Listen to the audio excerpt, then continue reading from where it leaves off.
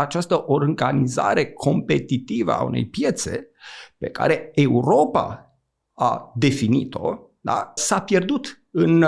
contextul unor platforme americane care domină fără niciun fel de competiție arii ale tehnologiei. Din multe puncte de vedere, competiția de tehnologie în piața chineză este mult mai aprinsă, mult mai deschisă decât în piața americană. Iar Europa este prinsă la mijloc între două logici diferite, pentru că este întemeiată mai ales pe bunăstarea socială, lucru care se regăsea 250 de ani în Carta de Căpătâie a Capitalismului și pe care noi l-am uitat, intrând în această logică a unor numere care cresc, fără să ne dăm seama că obiectivul principal al lui Adam Smith nu era neapărat observarea orânduirii sociale, cât analiza morală a sentimentelor și faptul că empatia era principalul motor al creierii de valoare. Pentru a putea crea un schimb economic, în realitate,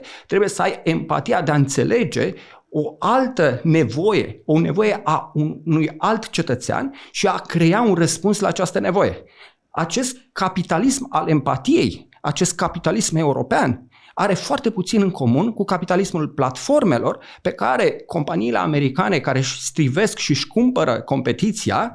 îl au astăzi.